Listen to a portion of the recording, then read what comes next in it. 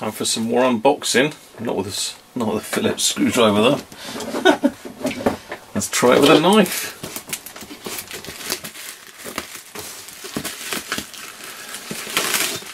This makes me nervous unboxing. So this has been packed pretty well though. Got a lot of stuff on the way in for repair. I've got a lot of stuff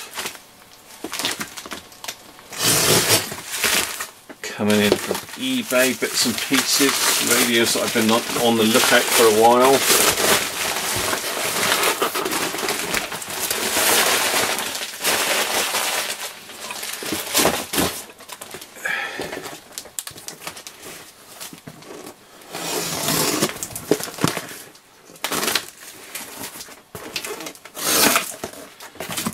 Right, I think we've got, oh my god, I do say that people pack these well, but gotta love the shredded paper. Oh, that goes everywhere. We even got cotton wool in here, look. It's got wrapped up in cotton wool. Okay. Yeah, this is a pretty hefty radio. I think it's one of the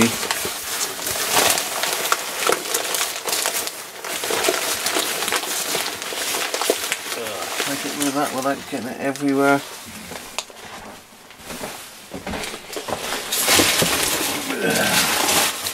Not quite. Not quite. It's like a rat's nest, isn't it?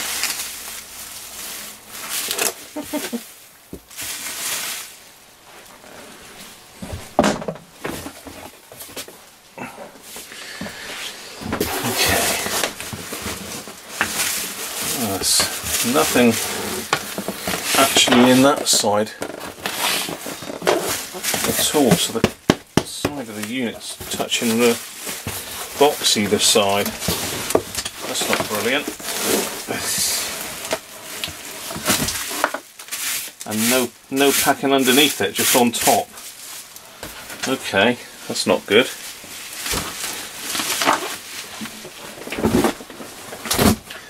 Fingers crossed it's a robust old radio, so no damage to that side I don't think. None to that side. Anybody guess what it is yet? Let's get you up a little bit.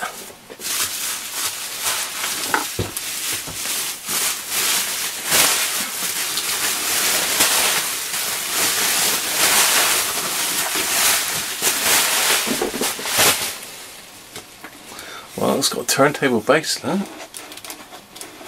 It's a bit crunchy. It's got a door that opens on the back. What can it be? Whee! There we go. This is a Roberts. It's either the RT7 or RT8. RT7.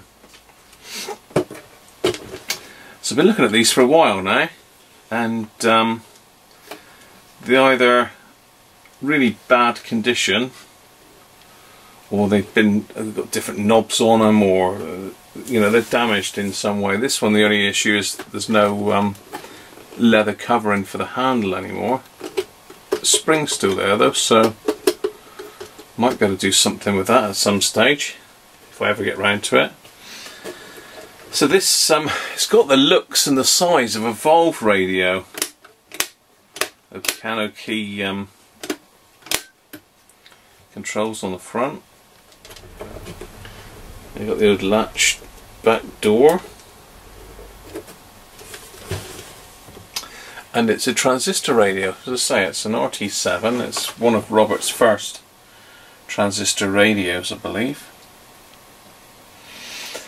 And it looks like this one's got Mullard transistors in it. These big old cans. I don't know if they've got the adjustment points underneath as well, possibly they have. So it's got audio transformers for the output. put pairs around here. So yeah, it's an interesting radio. I've been looking at them for a while. Can't see anything majorly wrong with this. Someone's done a bit of a number on the...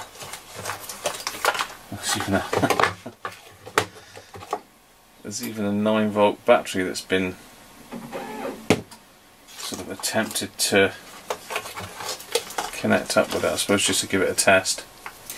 But yeah, inside it's looking good. Speaker looks in good condition, the case looks good. You know, it's got a few knocks and dents and that, but you know, this is an old radio. Grill's pretty good. Yeah, grill's very good. A couple of little dents in it, but nothing disastrous. Might even be that someone's tried to push that out in the past. Yeah, that one can be straightened out anyway, hopefully. Doesn't seem to be latching, but then I think that's just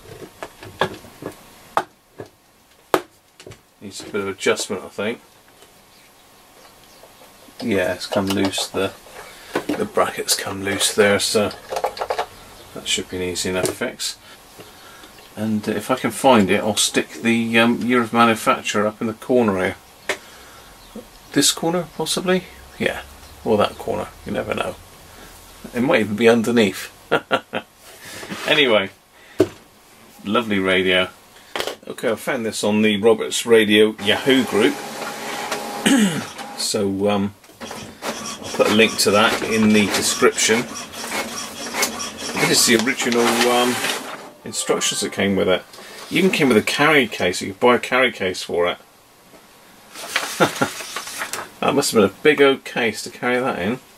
Anyway, it's not their first transistor. Of course, the RT1 I think was their first transistor radio. This is a follow-on from 1960, I believe they made these.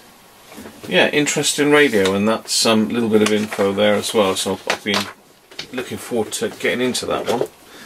So let's have a look, see what voltage it is. I think it's 9-volt, ever ready PP10. Ooh, PP10, eh? Wow. Let's get up to 9 volts on my power supply.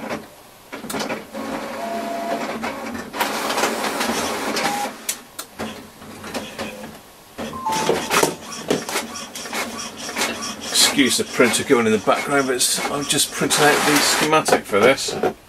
Service info. I'll just keep it all with it in an envelope till I'm ready to do it, really.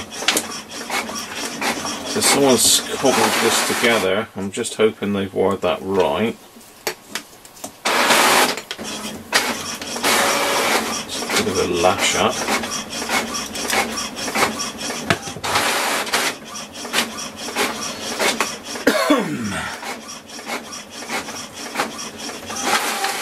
Fingers crossed. Right, so this is negative and positive. Okay, so I've got no current draw at the moment, so I'm assuming that's because it's not turned on.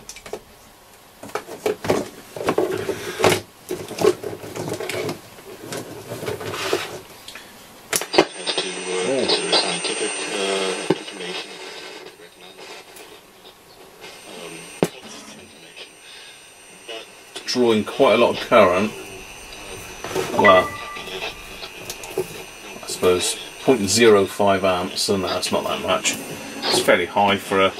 Not even possible in this case remains a matter of some concern. What do you think, Helen Pilcher? I think that we're on the brink of a really exciting time. You know, it's fair to say that we haven't brought back any mammalian species from such low numbers, but we're on the cusp of being able to do so. So I feel that it would be very sad if we let the northern white rhino go. Bit scratchy, but... And we have an emerging suite of sounds a bit pinched as well. From the world of stem cell biology and from the world of genetics that actually give this subspecies a potential future.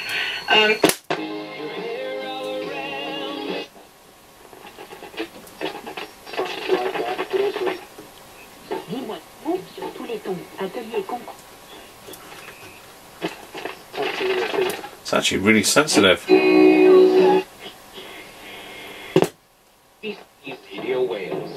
Keeps dropping out. Rob Phillips plays it so cool when Wales score. And amazingly, we did it in. I'm going to turn that off. I mean, it is drawing a bit too much. I would expect it to be 0.03 max. It's actually going to double that. So I would assume that's the lovely old Plessy capacitors, which is these red and yellow things here, or red, yellow and black. These things in here. Unfortunately not the best capacitors. Good, I suppose, in their day, but they certainly weren't made to last this long. We've got a bit of powdering on the switch mechanism there, but overall I'm really pleased with that. A massive great ferrite aerial, that. Got to be a 10-inch aerial, that, if not more. 12-inch aerial, that. Yes, 10-inch ferrite in that. That's seen better days, that ruler. Yeah, well, and it works. That's amazing. It works. It was packed fairly well, not brilliant, with the sides being a bit vulnerable, but it has survived, and I'm really pleased with that.